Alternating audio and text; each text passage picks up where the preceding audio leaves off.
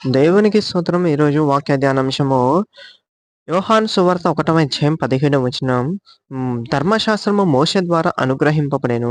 కృపయు సత్యమును యేసుక్రీస్తు ద్వారా కలిగెను. చూడండి, మోషే ద్వారా మనకేమొచ్చిందయ్యా అంటే ధర్మశాస్త్రం వచ్చింది. విధులు వచ్చాయి. ఆచరించవలసినటువంటి 10 ఆజ్ఞలు వచ్చాయి. చూడండి, ఈ ఆజ్ఞలో ఒక్క ఆజ్ఞను మీరినా సరే పడిపోయినట్లే. మిగతా 9 కూడా నెరవేర్చనట్లే. ఒక దాంట్లో పడిపోయినా అన్నిట్లో పడిపోయినట్లే అనేటటువంటి ఒక నియమము కలదక్కడ.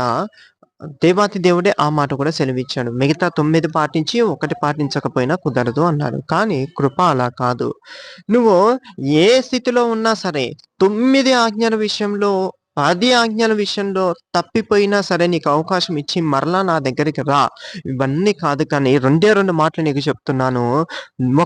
మొదట నీ పూర్ణ బలముతో, నీ పూర్ణ మనస్సుతో, పూర్ణాత్మతో ప్రభువైన యెహోవాను దేవుణ్ణి సేవింపవలెను, ఆరాధించవలెను.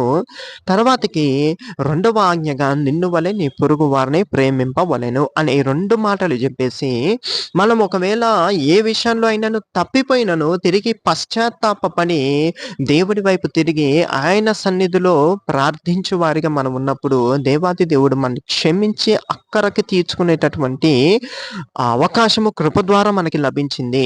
చూడండి, ధర్మశాస్త్రం ఉన్నప్పుడు ఆ పాపము చేసిన వ్యక్తి ఆ పరిశుద్ధమైన సన్నిధిలోనికి, అతి పరిశుద్ధమైన స్థలంలోనికి వెళ్ళడానికి భయపడేవాడు. అక్కడికెళ్తే క్షణం కూడా ఉండేవాడు కాదు. ఎమ్మటే చనిపోయేవారు. ఏదో ఒకటి జరిగేది. కానీ కృప అతి పరిశుద్ధమైన దేవాతి దేవుని యొక్క సన్నిధిలోకి మన్ని క్షమించి తీసుకెళుతుంది.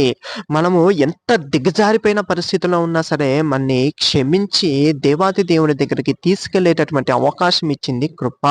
ఇది మనకి ఎలా లభించిందయ్యా అంటే కేవలం యేసుక్రీస్తు ప్రభు ద్వారా లభించింది. మనము కూడా మన పాపములన్నీ ఆ నీతిమంతుడైన యేసుక్రీస్తు ప్రభు దగ్గర ఒప్పుకొని క్షమాపణ పొందుకొని దేవునికి దగ్గరగా జీవించు వారిగా ఉందుము గాక.